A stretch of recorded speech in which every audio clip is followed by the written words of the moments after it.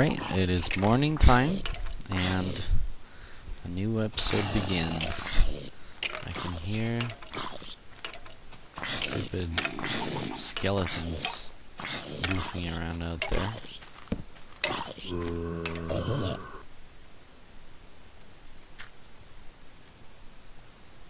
Lots of goodies down here. Very nice. And today, since yesterday I went west, was it west? East? I don't remember. Yeah, I guess it was this direction. Today I will go this direction, which is south. Oh.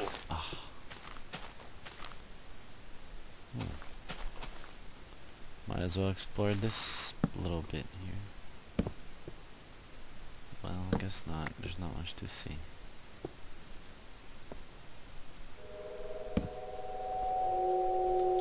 Ooh. Scary. Never mind.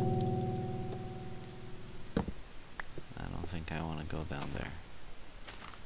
It's a little too scary. I don't feel like dying so soon. Not that I got all established. You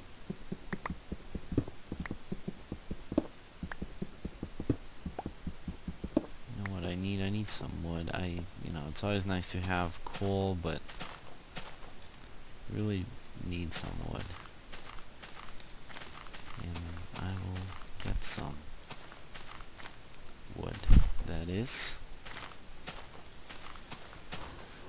Alright. Only problem with this map is it's, you know, it's kind of a feature, I suppose, but it's really hilly, so getting anywhere is kind of a hassle.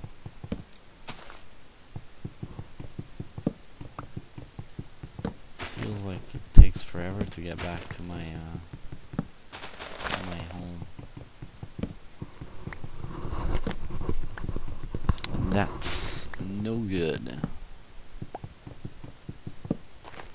Perhaps it's a great map to do what I did last time, you know, which is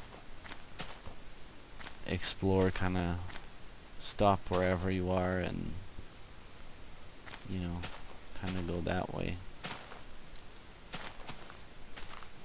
But maybe not so great if you want to come back to one particular spot. You know what? I should be carrying my bones around in case I meet a friendly wolf. Well, I guess I have a couple of bones. Just something tells me that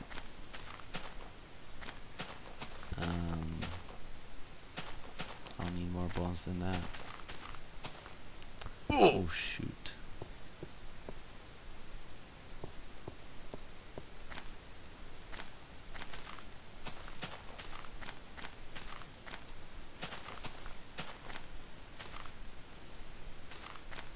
Well, there's no lack of pumpkins in this place.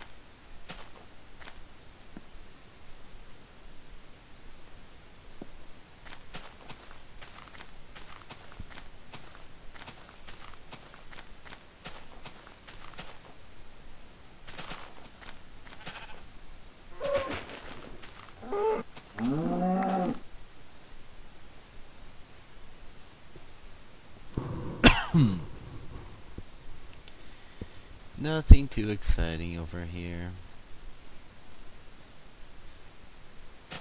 Just some trees. Somehow I feel like I'm gonna find a wolf sometime soon. And I'm not gonna have enough treats for them. And I really would like to have a wolf.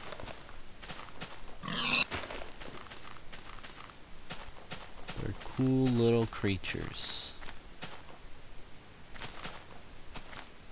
I heard they're more easy to find in colder biomes. And apparently taiga means that it doesn't necessarily have to have snow, but it's sort of like frozen ground kind of thing. I don't know. That's just what I heard. Whether it's true or not, that's a different story. Rumors, you know. Rumors. So, I also hold that this is another rumor, which may or may not be true. But I heard that Notch, when he started developing this game, he kind of took inspiration in another game that I really enjoy called Dwarf Fortress. And if anybody watching these videos have not heard of Dwarf Fortress, I highly recommend it. It's probably one of my favorite games of all times. It's a great game, really. The only problem is it's extremely hard to play. It's sort of like Minecraft in the way that it's not fully developed, and that you can do a lot with the game. You know, it's sort of I know some people don't like the word sandbox for this game, but you know, both these games are kind of sandboxy in that you kind of make your own fun, if you know what I mean. You know, Minecraft, if you're watching this, you obviously understand why Minecraft is appealing. But Dwarf Fortress is kind of on the same genre, I guess. Well, it's not really the same genre, but it has that kind of appeal of, you know, you do whatever you want. The main mode of the game, it's called, well, it's Dwarf Fortress. It's the fortress mode of Dwarf Fortress, which is the mode where you build a fortress. Is this where my entrance is? Where am I? So yeah, the fortress mode, you build a fortress, and you start off with 7 dwarves, and each one has like different professions, and you know, they're good in different things, and you set it up so that they start building your fortress and whatever. And as your fortress gets bigger, it attracts more migrants who start to populate your fortress, you know, with more dwarves. And that's kind of what it is, you know, you're just growing. It's sort of like in a way, it's sort of like a city building game, in the sense that you're building a fortress with lots of dwarves in it. But it's different at the same time, because you're not, you know, you don't directly tell anybody to build anything. You just say, you know, I want this thing built or that thing built, and that's how it goes. They do it themselves, you know. There's a hierarchy as well among the dwarves, and eventually, when you get big enough, what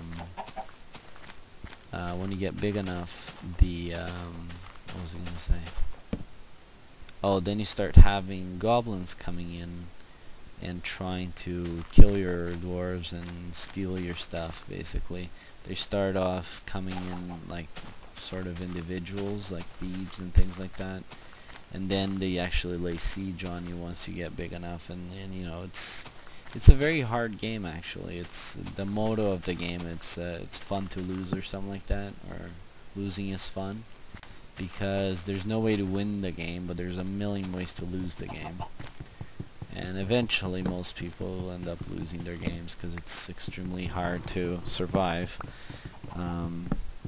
You know, unlike Minecraft, where, you know, the difficulty doesn't really get worse as you progress. You know, the first night, obviously, it's probably the hardest night on Dwarf Fortress, but after you get established, you're not gonna be you know, you can protect yourself really well, such as, you know, my little fortress over here. You can put walls, you can put little traps, you can put all sorts of things to prevent enemies from coming in. But on Dwarf Fortress, the more you do this kind of thing, or the longer your game is, the more you have enemies coming in. But you also get humans and elves that come to do some trading, which is pretty neat. That's, you know, you can make different things, and, you know, different crafts and whatever, and sell them, and that way you get money, and you can buy things that you don't have, because you're limited by your map, and your map doesn't have everything that you can get. It's not like Minecraft in the sense that you know, in every map in Minecraft you're gonna have trees, you're gonna have, you know, stone, you're gonna have clay, you're gonna have everything you find everywhere, or in every map. But in this game it's not like that. So if, you know, you would have a map, for example, that doesn't have clay, so you want to trade for clay to make pots and so forth. I am not even giving the game enough explaining well enough, because it's just an amazing game with a huge amount of detail. So I don't understand this sleeping, because I get freaking zombies during my sleep. I thought, I don't really know how that works, but it is annoying. So it's coming to kiss me goodnight or something. Anyway, I hope I made sense. It's really hard to explain that game. And I am really considering doing a Let's Play series where I play Dwarf Fortress, and maybe after a couple of Minecraft. Oh, God damn it. Just want to sleep. Leave me alone. So yeah, maybe if after a few seasons of this, I will do a Let's Play series with Dwarf Fortress, because I think that would be fun. I think that would be very enjoyable, and there aren't very many. If anybody wants to check it out, I would say that the best, it's not even a Let's Play series, it's more like a tutorial series, and it's called, actually I don't know what it's called, but the YouTube channel is from a guy called Captain Duck. He's Dutch or something, but it's really good stuff. Highly recommend it. Freaking creeper. So yeah, check it out. It's a hard game though. Took me a long time to just figure out what, you know, how to start a game, because it's so, there's basically no interface, so everything you do is it's ASCII, by the way. It's you know, it's a console game. There's nothing, there's no like buttons and 2D or 3D images. It's all characters, but it's a ton of fun. Ton of fun. Anyway, I'm gonna end this episode about here. Maybe I'll go a bit further tomorrow on the next episode, because I'm finding it's a little hard to move around since I have to come back here all the time. I'll have a good one. I'll see you guys on the next episode.